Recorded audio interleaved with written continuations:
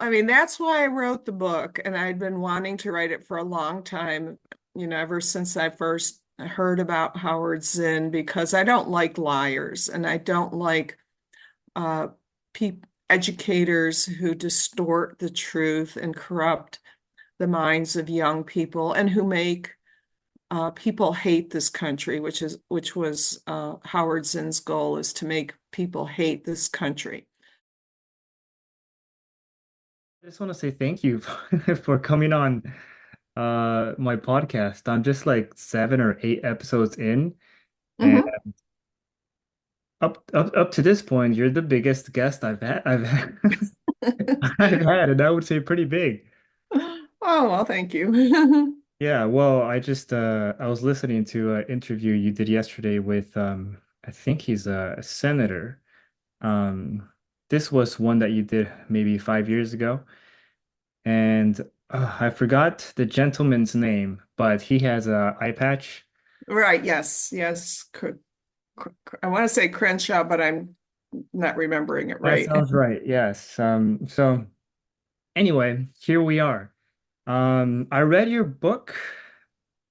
I think I finished it maybe I don't know, maybe 3 to 5 months ago. And Hmm. I was yeah, I was pretty mind blown by some of the things that I read. So your book is this one right here. It's called Debunking Howard Zinn, Exposing the Fake History That Turned the Generation Against America. So very fascinating book. Before asking you questions about the book though, Mary Grabar, just briefly, who are you? Uh, what do you do? Just a little bit about yourself. Okay. Well, I am a canceled English professor. So for my politically incorrect views, I was sort of, uh, you know, not called back to teach adjunct teaching positions. I was living in Georgia for a while. I earned my PhD in English actually in 2002 from the University of Georgia. And then I had a number of temporary teaching positions. The last one was at Emory University. And I was teaching under a private program there, but the funding for that ended in 2013. And in 2014, I came up here to where I am now, which is in Clinton, New York, at the Alexander Hamilton Institute for the Study of Western Civilization. So it is a 501(c)(3) organization, nonprofit educational institution, and I am a resident fellow here. And I've been writing articles, and Debunking Howard Zinn was my first book. And then I wrote Debunking the 1619 Project. And next month in November, my third book, Debunking FDR, will be coming out. And so I've been in the world of Franklin Roosevelt recently. Okay. So getting into a bit of history, and it started with Howard Zinn, who I knew to be one of those corruptors of history and education, and had been wanting to write about him for a while. Yeah. So there's two things that come to my mind. One is I'm wondering why you were canceled. And second, is FDR the guy who launched the New Deal? Yes, yes, the New Deal was his deal. Okay. I Yeah. remember just briefly reading about this in high school. By the way, I'm a very just average dude. I don't Are have, you a student? I'm not a student. Uh-huh. I just work as a copywriter, so I'm in the world of marketing. Okay. So I just remember really briefly reading about not Howard Zinn, FDR and his New Deal in history class in high school. And it presented the New Deal as something that lifted uh, America out of the Great Depression. And just I just read that one day in class. Maybe it took me maybe like 2 minutes or something to read it. and it stuck. It just stuck in my mind. And up until, I don't know, well, many years later, I came to find that that wasn't true. And Mhm, it's crazy how little tidbits like that shape your your worldview. So, mhm. why did you get canceled? Um, well, the first place I was teaching at was Clayton State University on the south side of Atlanta. And I was writing about the corruption of education, and this was around 2006, I think. And I had a column published in Town Hall, and at the time, I was being considered for a full-time position, but this very enthusiastic reader praised my column and wrote to the department chair. And then she discovered that I'd been, writing, uh, you know, things that were critical of political correctness, as it was called back then, and the general direction of education, and, on political and cultural issues that were from a more conservative standpoint. Yeah. And I think then after that, the word went around that I would not be considered for a full-time position, and I no longer had classes even offered to me.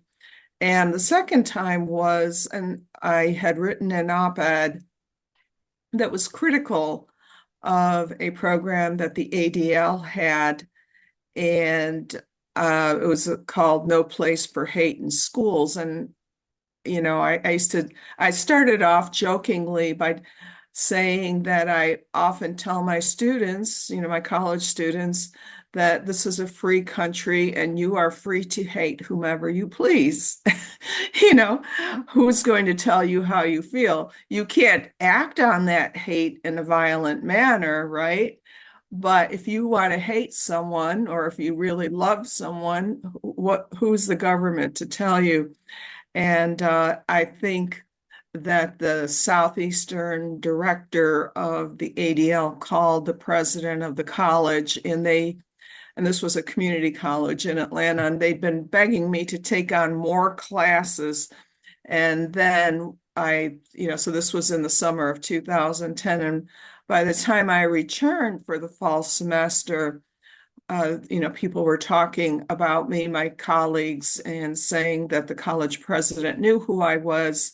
He was very upset that I had used my affiliation with the college in my byline, Hmm. and he put the word out that I would no longer be teaching there.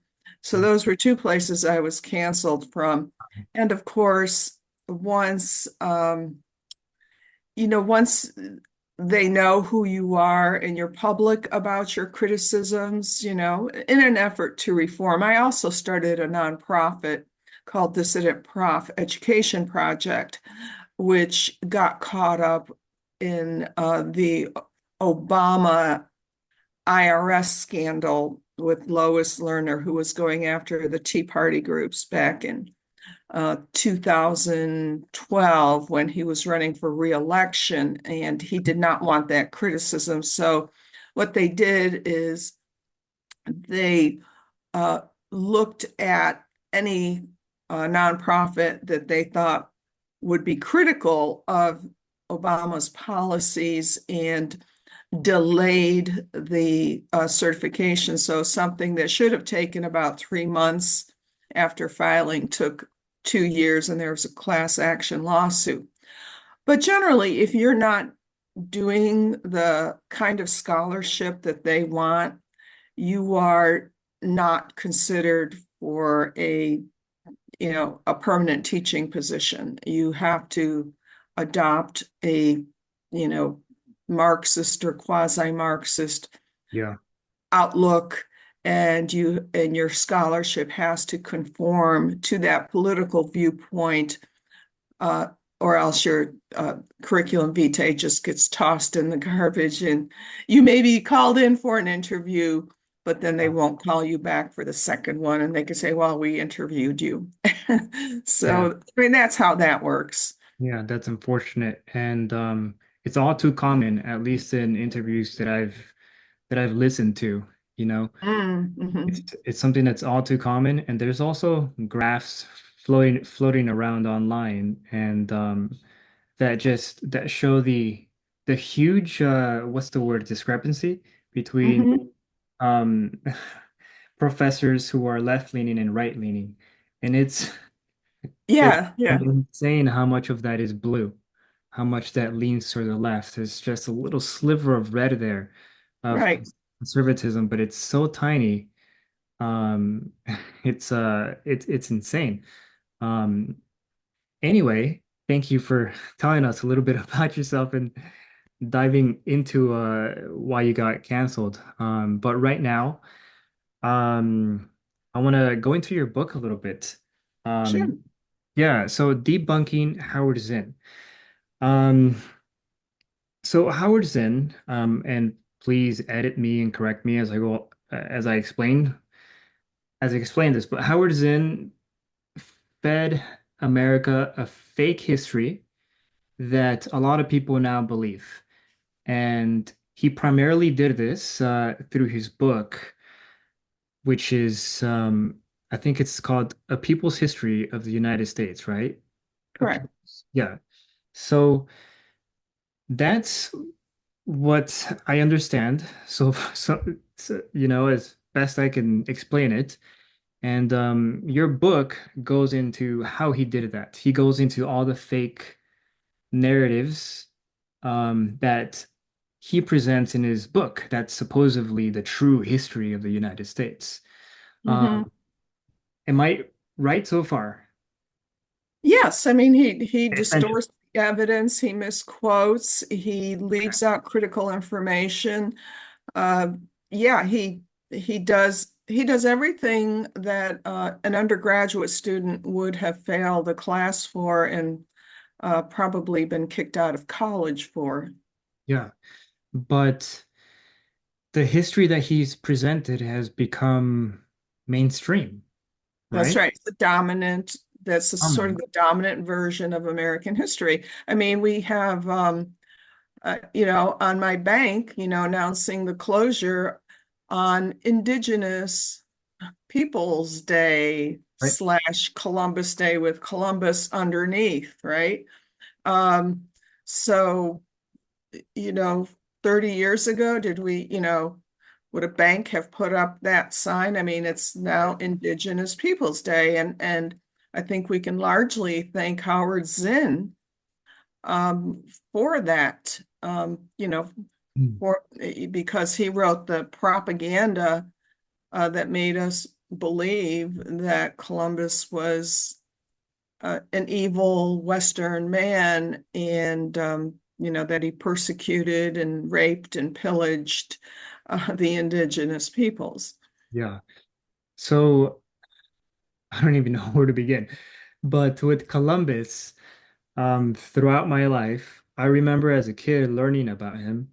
And as a kid in elementary school, I never thought after reading about Columbus, I never thought that's a bad guy. If Mm, anything, I thought he was a great navigator who discovered uh, the New World, what we now call um, America.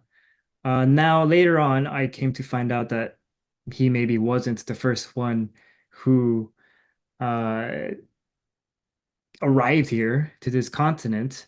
And I discovered a lot of things along the way, but it wasn't until I got to university that I was given a different picture of Columbus, and it was mhm, very negative.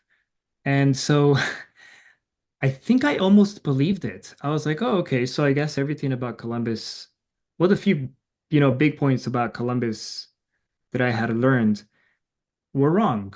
So that's what I thought in college. And then um, somewhere along the way, I started looking at YouTube videos, and it was like, mhm, two different perspectives on Columbus. It's like he's really good, he's really bad. and I'm asking myself for what's true, you know? So I encountered your book, and it breaks the narrative that Columbus was an evil, genocidal, um, greedy person who victimized the natives, Native Americans. Um, so could you maybe walk me through a notable example of how Howard Zinn mischaracterized Columbus? Yeah, well, what he does is he presumably had read his journals and quotes from them. And there's this famous passage that even uh, appeared in The Sopranos, in that old TV program where AJ, I think the son's teenage son's name is AJ, and he's reading from Howard Zinn's, um, and Howard Zinn is quoting Columbus's journal ostensibly. And what he does is, he's using the ellipses to indicate an omission, right? And if you use the three dots in the ellipses, uh, that means that you're leaving out, a few words or a word or something. If it's four dots, it could be a sentence or the end of a sentence. Well, what Howard Zinn does is he puts in those ellipses and they indicate, I think it's 2 days worth of journal entries. And so the first part of the quotation really has nothing to do with the second part of the quotation. And so the second part says they would make fine servants. Um, and the first part, I think, indicates that they are gentle people. Uh, what Howard Zinn fails to say is that that these two parts of this passage appear far apart from each other and have, and are related to two different topics. And the first part is talking about the Tainos, which is this gentle tribe. They are the people that come up to, when Columbus is there on shore and they swim over, they're bringing gifts. They may be thinking that they're gods, but they offer them food. They're very friendly to them. Um, but one thing Columbus notices is that they have these scars on their bodies where they've been stabbed, right? Well, that's because there's another tribe called the Caribs that have invaded and have tried to conquer them. Um, but these are very gentle people. They're so gentle and they're so innocent and naive that they pick up a sword. They don't realize that it's sharp. They cut themselves. And so here are these gentle people. What Columbus is discussing is the fact that the Caribs think that the Tainos would make good servants. And Okay. what he leaves out, in those ellipses is um, things that Columbus is saying that they could be converted to the faith more by love than by force. Hmm. Now, Columbus is a devout Catholic.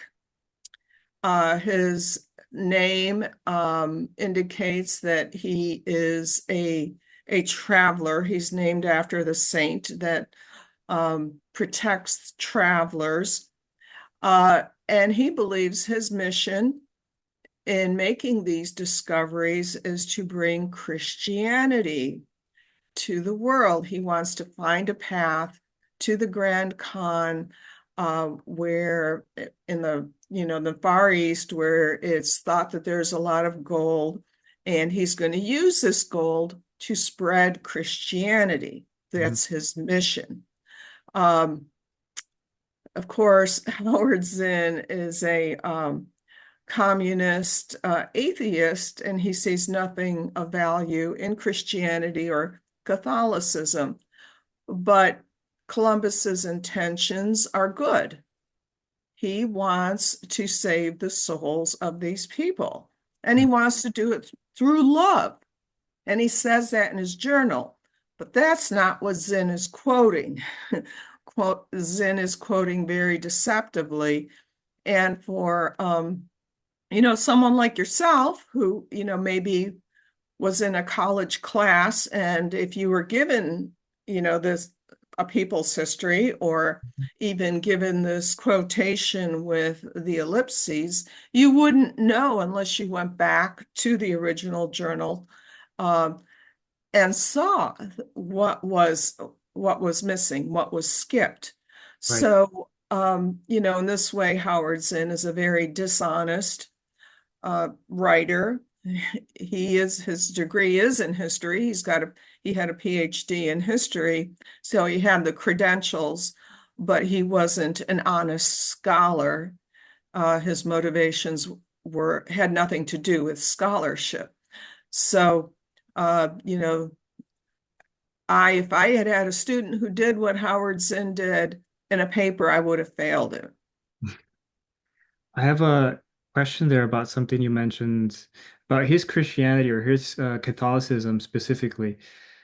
Um, he wanted to transfer that. He wanted to share his Catholicism with the Native Americans. Is that Mhm. okay? So there's a lot of so people will say, well, that sort of so the intention, right, of these I guess I don't know what the right word is, but of Columbus, let's say of Columbus to evangelize, to bring Mhm. people to faith, that let's say some people would argue, well, that destroyed a lot of rich culture that existed. I've heard that argument before. So how would you respond to that? Well, I mean, they did have a culture, but it was a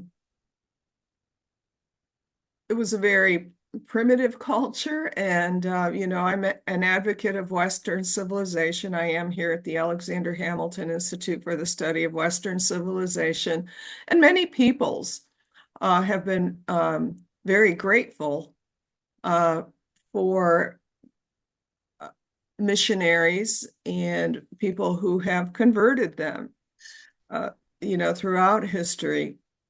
And whether or not you believe that the conversion to the Catholic faith or to Christianity is a good or a bad thing, you have to disagree with Howard Zinn's casting of Columbus as this evil, genocidal, imperialistic maniac, who's out to, just to get gold. Well, that was not Columbus's motivation. His motivation was pure. He even, he took some of these natives back to Europe, and he even made one of them his godson. I mean, he sort of adopted them.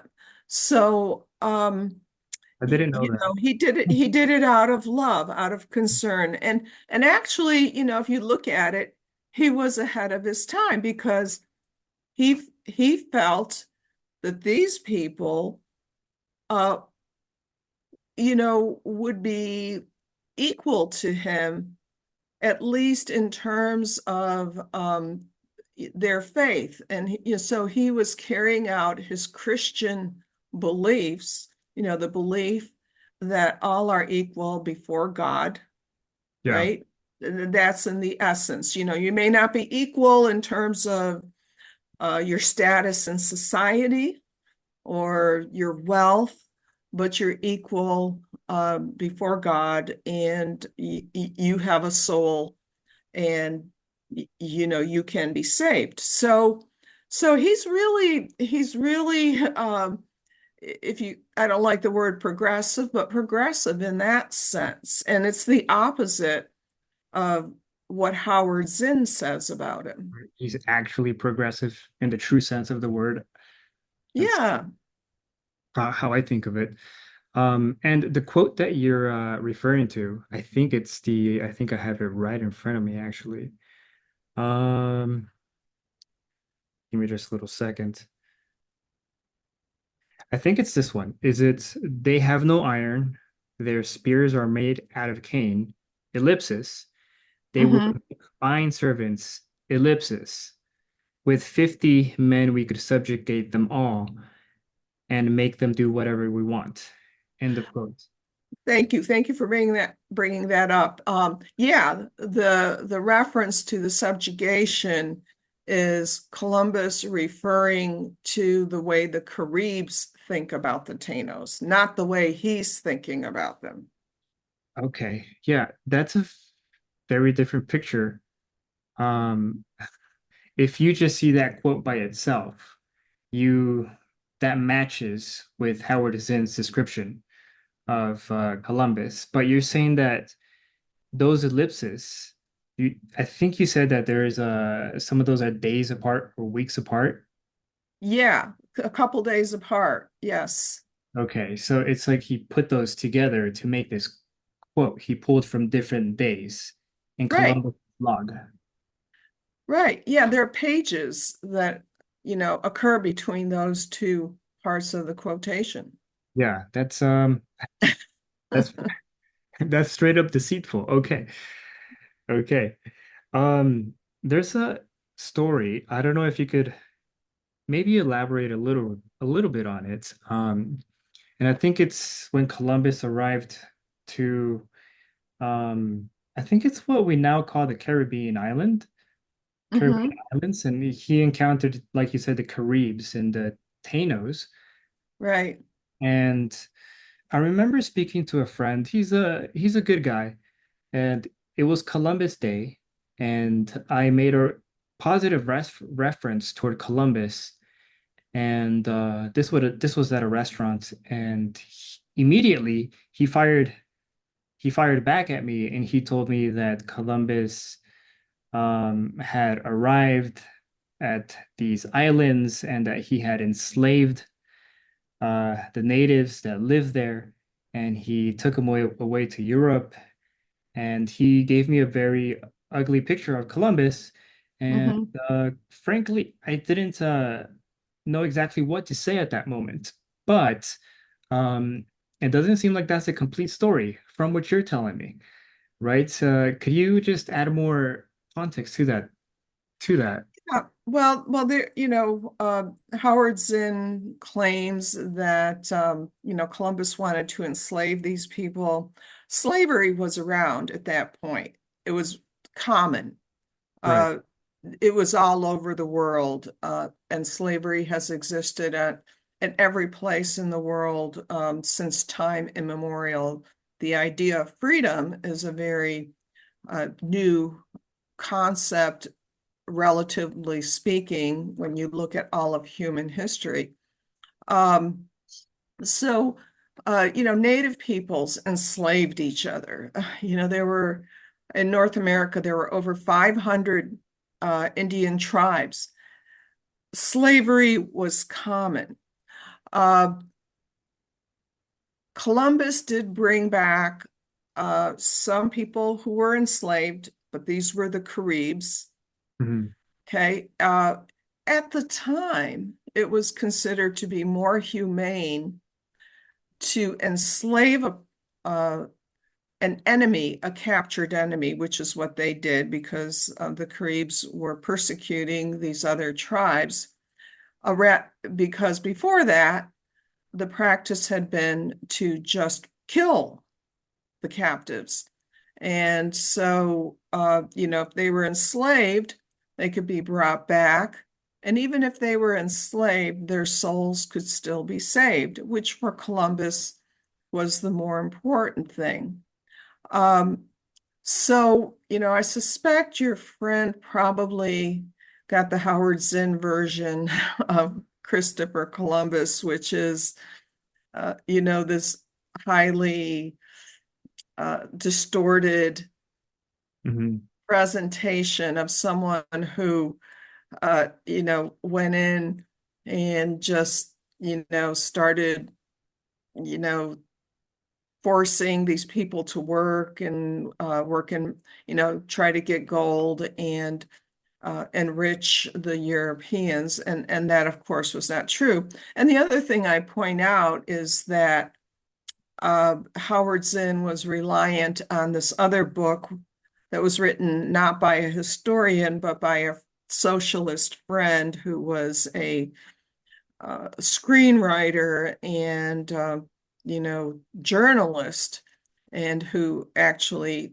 had no training as a historian. So Howard Zinn plagiarized from Hans Koenig's book for high school students, added some more of his own distortions, and presented it as this groundbreaking research. And so what you were describing before, what you had been taught in elementary school, which is what I'd been taught in elementary school, Yeah. much long before you were in elementary school, but that was traditional. Mhm. And then I think what happens is there is the psychological uh, thing that happens. You're told one thing, and then you have someone who pretends to open your eyes and say, "Oh, I am going to reveal the real truth to you." And that's what Howard Zinn does. Yeah. And it goes against what we've been taught, goes against logic and common sense, but yet at the same time, it makes us believe like we're being let in on a secret. Right. This is the secret history. And especially when people are in their teen years or in college, they're out on their own for the first time. Yeah, they want to find out, the real truth, and go against, what their old teachers and their parents have told them. And so, uh, you know, people get, you know, captured by that. And there are so many people, so many young people who have been, and even older people, people who pick up Howard Zinn in middle age and start reading it, and it's like, oh, my eyes are opened. And now I know the truth. Yeah. He's let me into this world. And all those other ignorant people who still believe that Columbus sailed the ocean blue and Yeah. discovered America. They're all wrong, but I have the secret. I have a secret knowledge here.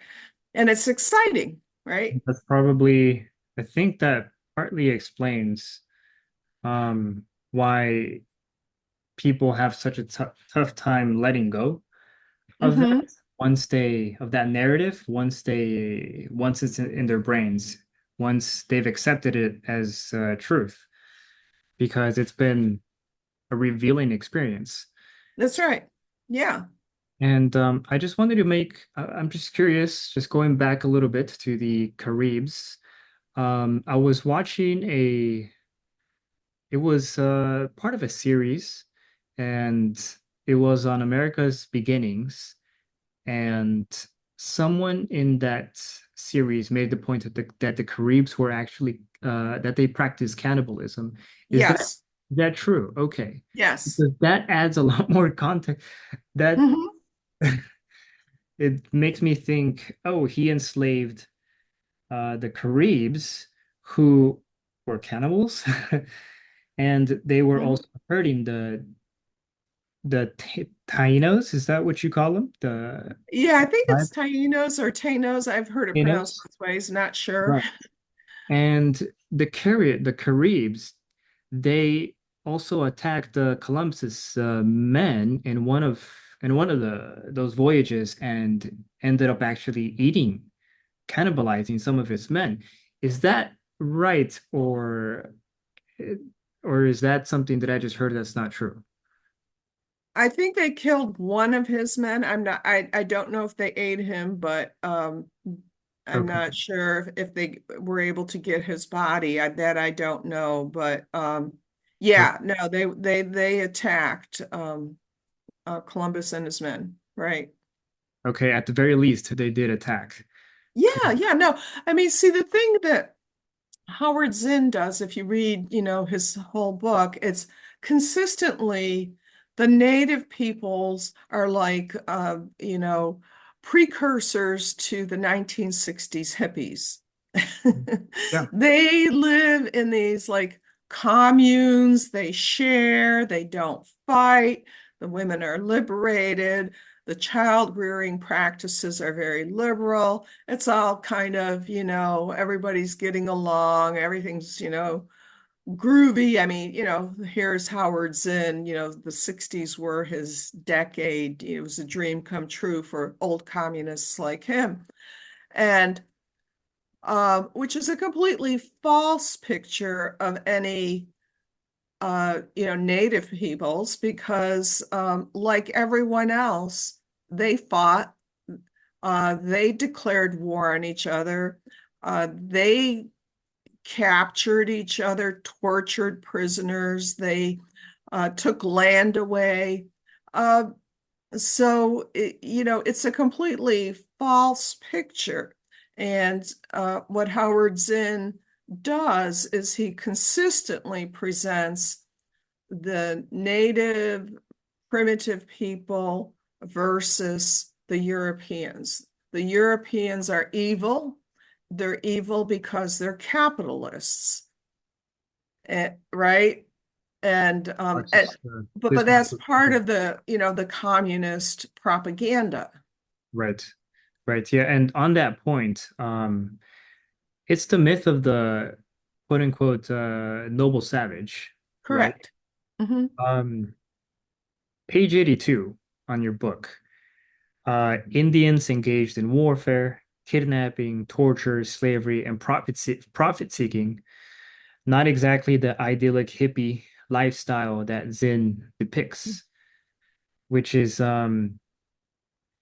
I don't think this should be mind-blowing because I think violence has existed in every every group of human beings as Hmm. far back as you know as we've existed. It's not anything that's particular to any group of human beings. It's a human issue. It's a human problem. But yet I've had conversations with people who try to hold on to this idealistic picture of Native Americans, which Hmm. it's to me it's odd. It's I don't know. I don't make an exception when I'm looking back at the history of humanity. I think, well, all of humanity has has engaged in barbarity and atrocity and violence and so on and so forth. I don't think, oh, well, the Native Americans are the exception. They weren't holding hands and singing Kumbaya. It's just not realistic. It's not realistic. So I've it's crazy how much Howard Zinn's version of Native Americans has stuck and Hmm. how people have they get really defensive too when you poke at that.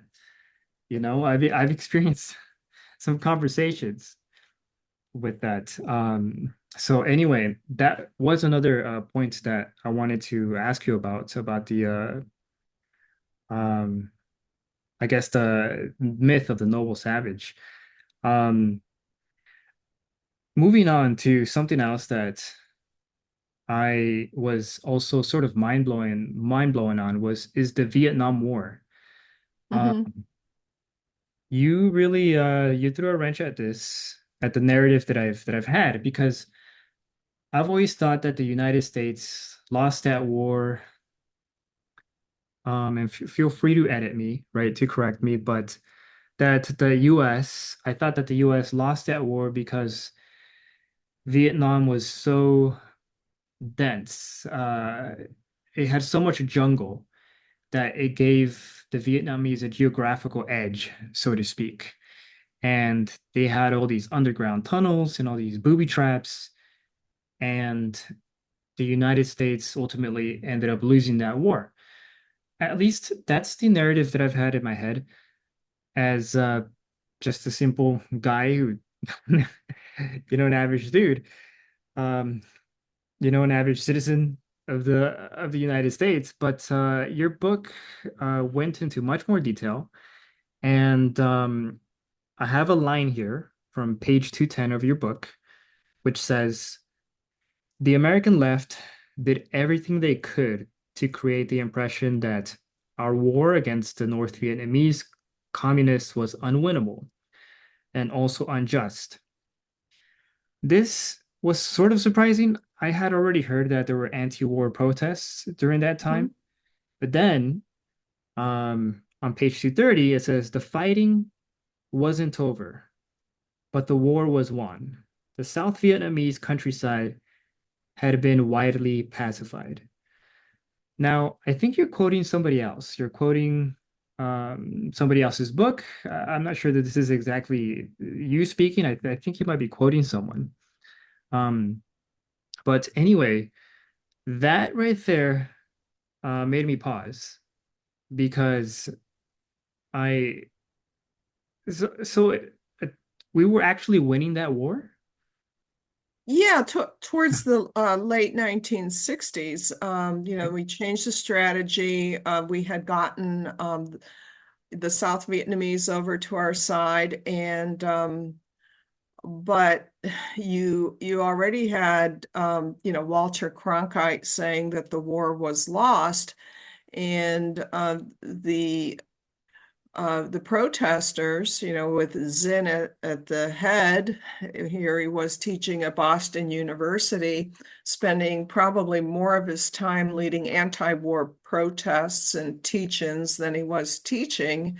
Um, you know, Public opinion had changed, and you had the media, uh, you know, calling the Tet Offensive a loss for our side when it was a victory. So you had all this propaganda, and so just and I'm quoting several different military experts and historians who believe that once we had changed the strategy to get the South Vietnamese to join with us, that we were winning that war. And it was really the anti-war movement that was instrumental in us losing. And of course, the withdrawal from Vietnam, was like the withdrawal from Afghanistan, a couple years ago. Yeah. So, Howard Zinn was at the forefront of that. He went to North Vietnam a couple times, once at least with Father Berrigan, and speaking to the North Vietnamese, and becoming a propagandist for the communists in Vietnam. So Howard Zinn was not only distorting the history in his writing, he was shaping history, he was shaping events, and he was doing it for the advantage of his his benefactors. I don't know if he was getting money from them, but he firmly believed in Marxism, and he Yeah. says that in his autobiography and in other places. So he and the other anti-Vietnam protesters uh, were on the side of the communists. So it wasn't, just, well, I mean, there were protesters who thought that we shouldn't be in the war, that it was unjust or it was unwinnable. But, they were, marching ho, ho, Ho Chi Minh, and for Ho Chi Minh, for the communists. And Howard Zinn was leading the way, and he, distorted what the communists were doing. I think one of the worst things he did was to misrepresent what Douglas Pike wrote about, the Viet Cong.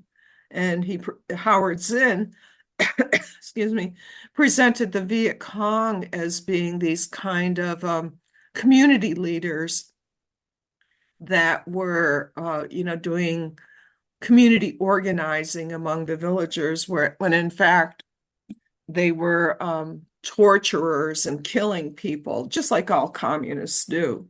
Mhm.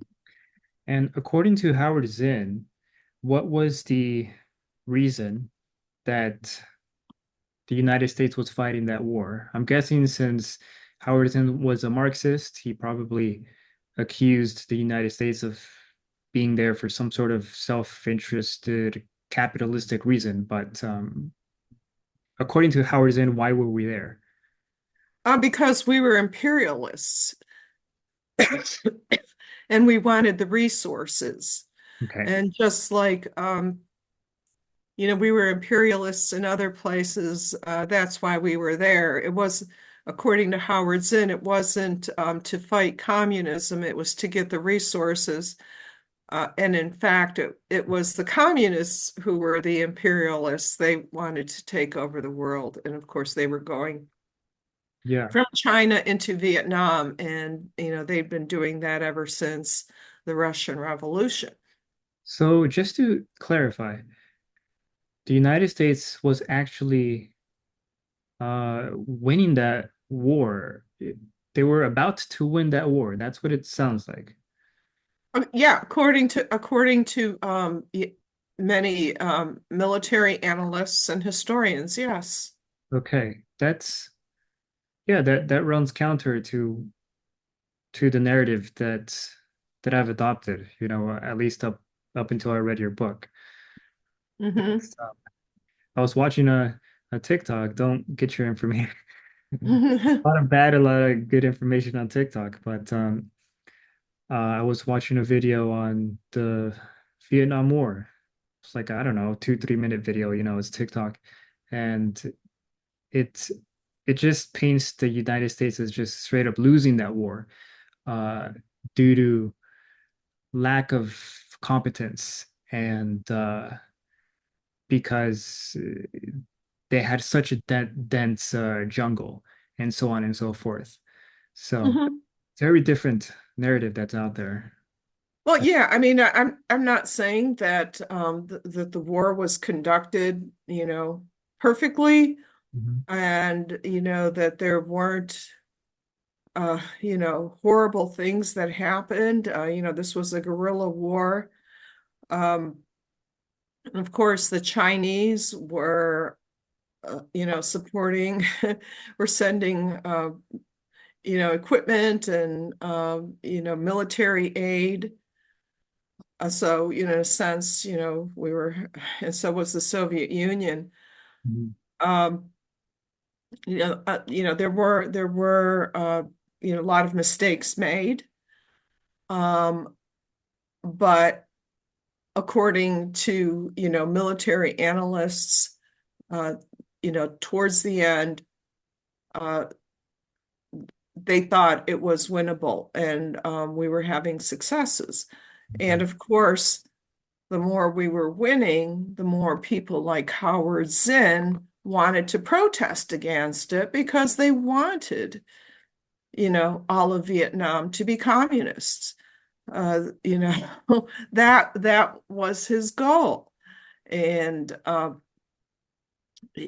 and so he was very instrumental in that. And of course, he also hid the Pentagon Papers, and then he supposedly edited them, Mhm.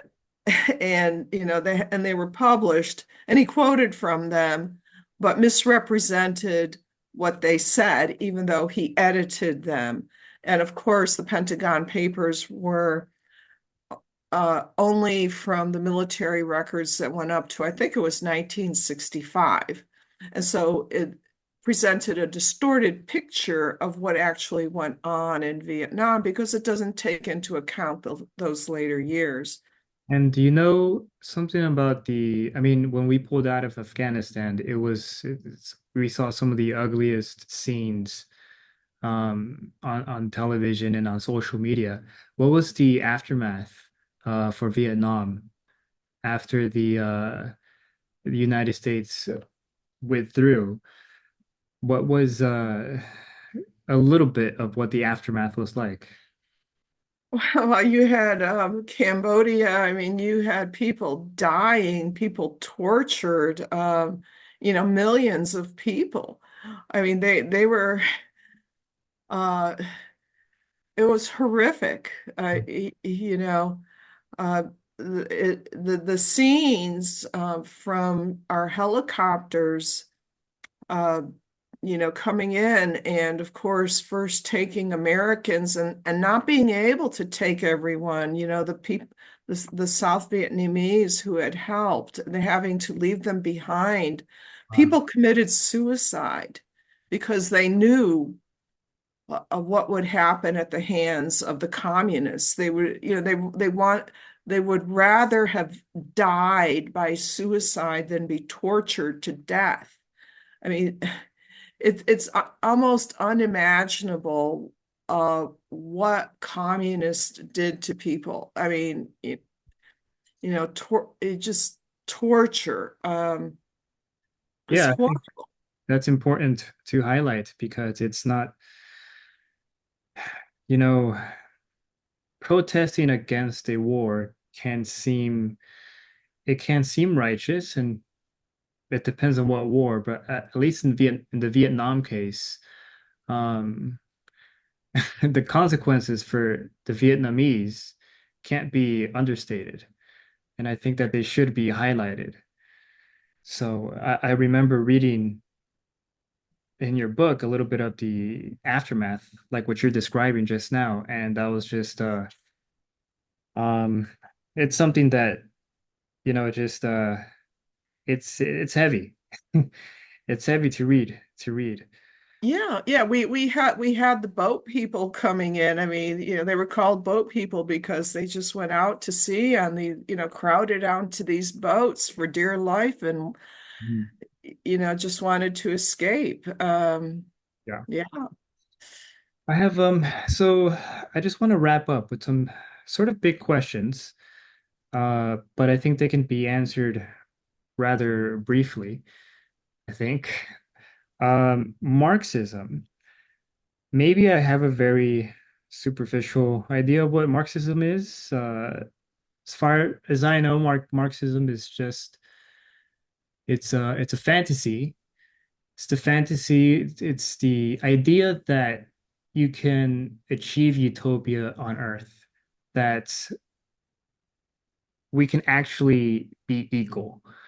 Um, is that pretty much what Marxism boils down to? Is it's just that pretty idea of equality and utopia on Earth where everybody's just sharing stuff? Is that fundamentally what Marxism wants to achieve, or really much more complicated than that?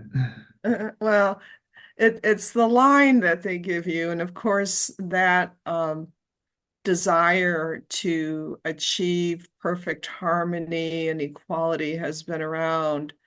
Uh, you know, uh, if we go back to the ancient Greeks, go back to Adam and Eve in the garden, there's this longing for that.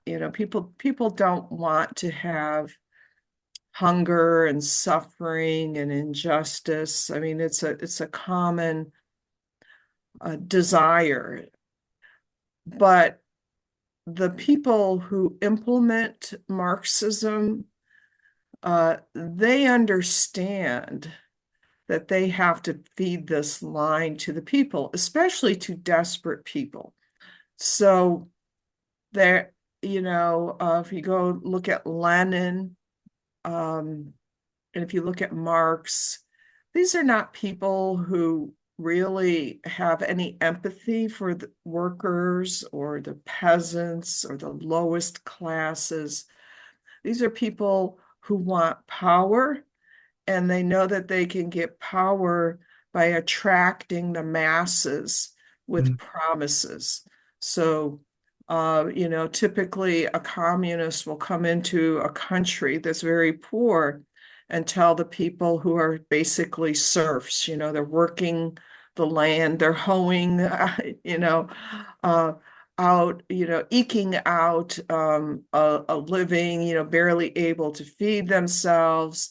They feed them these ideas about the injustice of the landlords, and we'll distribute the land to you. Those are the promises. Mhm. But once they come into power, then that land is collectivized. And and so it's a very cynical uh, ideology in practice. It's been proven to be an effective Right. method for sort of luring in desperate people. Mhm. But if you read, the histories of communism, people don't want to be collectivized. They realize very quickly that this is a sort of oppressive system that's much worse than the czars or the kings or any other kind of ruler. Mhm. I mean, you look at, the regime of Stalin and look back to the czars. Now, there was a lot of suffering under the czars, but it wasn't as bad, nearly as bad as it was under Stalin in Russia. Um, so, the promise is of utopia and justice, but the reality is dictatorship Do you think and that suffering. do you think that Howard Zinn actually believed that that universe was possible, that that could actually be achieved, or was what was the end for him? Or did he actually do you think he actually believed that? I think he believed it as a teenager and as a young man.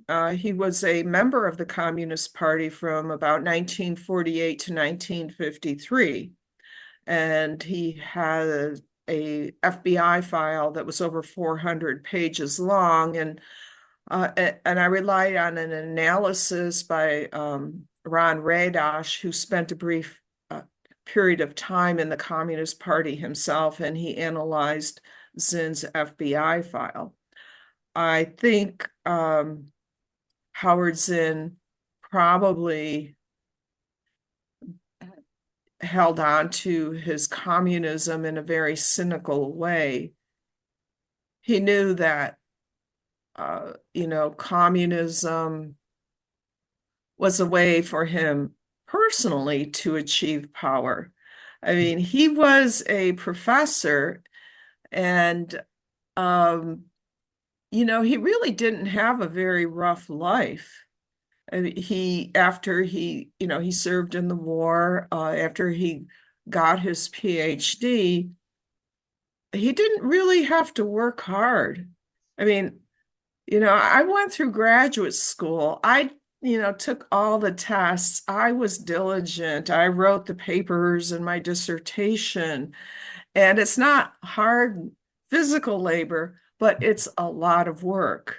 Mhm. And I know what it's like to, you know, be an honest academic. It means a lot of hours, you can't be out partying, you can't be out, socializing a lot. It's a lot of time spent in solitude and researching. I like that. But Mhm. Howard Zinn never did that. He didn't, and I also know from teaching college English the labor that goes into preparing lessons and grading papers. I mean, I had papers, stacked up, at the end of the semester, and you sit there for hours. It's not a lot of fun. But you have to do it. Howard Zinn never did that. Howard Zinn, as I write in the early part of my book, describe his teaching. he never prepared. He just sort of had these like rap sessions with students. He, You didn't say really rap, give rap tests. session? What's that? What did you say? Rap sessions? Yeah, that's a term from the 60s. People would rap, they just like talk. Okay, okay, I see. About whatever comes into your mind. But he got to travel. He had these research scholarships. He was going to France. He was going to South Africa, all over the world, traveling, not really having to work hard. He was also his personal life, he um he cheated on his wife. I mean, he was a notorious womanizer. Hmm. He lived a life of luxury. So communism, being a Marxist, paid off for him. Plus, he wrote this best-selling history book. He was a celebrity. He was on TV. Rock bands wrote songs about him. Who wouldn't want a life like that, right? So it's it's difficult to know whether he actually believed uh Marxism and its ideals, or whether maybe he was just doing it because it paid off at least materialistically, or Yeah, it fed his ego or something. yeah, I think people like him look at other people like us as dupes, you know, that they see, like middle class people as basically their servants. They pretend they're smarter than everyone else, and that we can be fooled. But I don't, I don't, I don't. There may have been something about, his ideology that Zinn believed in, but I don't think that he felt that it would bring about true equality. I Hmm. mean, he believed in it I think for evil reasons. It was power. Um, but that's sort of going into, his psyche and Right, his heart, right. right? And Meeting. Yeah, and I don't want to go there with him.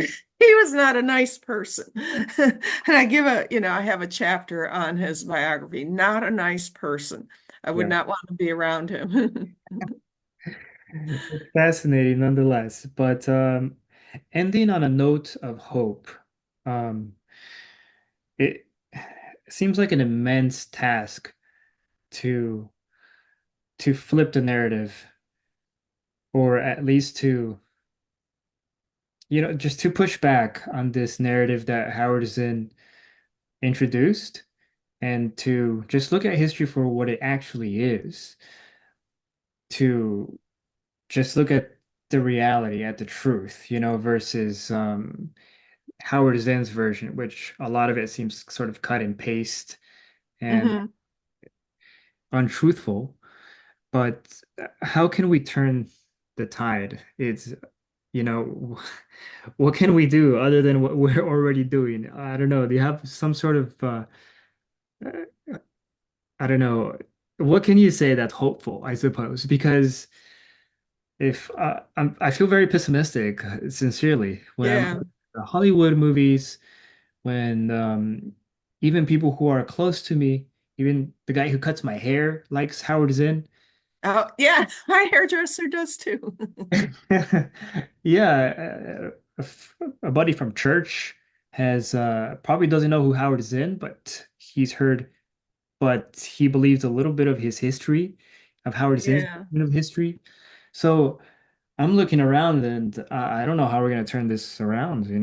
So I don't know what's your reaction? Well, I mean, that's why I wrote the book, and I'd been wanting to write it for a long time, ever since I first heard about Howard Zinn, because I don't like liars and I don't like uh, educators who distort the truth and corrupt the minds of young people and who make people hate this country, which was Howard Zinn's goal, is to make people hate this country. So I was very grateful to at least write the book, and I do whatever I can. Um, and people like you who are spreading the word, we have to do it, uh, you know, one person at a time. And I think also that, there's a lot of pushback, but there's been progress, such as in Florida, where, these untruthful histories are being kept out of the classroom. Now, people on the left will say that this is book banning or censorship, and it's not. And that's what I try to do in my book is um, to critique Howard Zinn, but not just on the basis of the fact that he is an America hater, that he hates this country. I don't care if he does or he doesn't, but on the fact that his book is bad history. So if you look at it objectively, misquoting, Mhm. leaving out critical facts, distorting the information, distorting what other people are saying. And that's why I included, what the original author said and the way Howard Zinn presented it, Mhm. right? So this is almost like, grading a paper, you know, okay, okay, you did this research. Okay, well, let me look at your sources. Okay. Yeah. Did you quote accurately? Mhm. Did you plagiarize? Um, what did you leave out? Is this an honest appraisal? Are you being objective? No, this gets an F as a research paper if we want to look at it that way. Yeah. And I think if we stick to that line of argument, I Mhm. think we're more effective. So forget about, he's, hates America. This is just bad history. We're not sugarcoating American history, or I'm not sugarcoating American history. I'm showing that when you present this dark, ugly vision of America, the way Howard Zinn does, you're distorting its real history. Of course, the founders weren't perfect angels. Madison said, if men were angels, government would not be necessary. Mhm. But um, nonetheless, what Howard Zinn did is a sham. It's a fake history. He is a sham historian. He should not be called a historian or a professor or anything of the kind. He's just a communist propagandist. Yeah. Well, I appreciate you coming on the podcast, and I'm really grateful. I also know that it's we started at 6 p.m. California time, but it was 9 p.m. in New York right now. I don't know, it's like 10, 10. Right, right. and it's pretty late. So that's so I appreciate this a lot. Thank you for for joining me a little bit. Yeah, yeah. Yeah, so I'll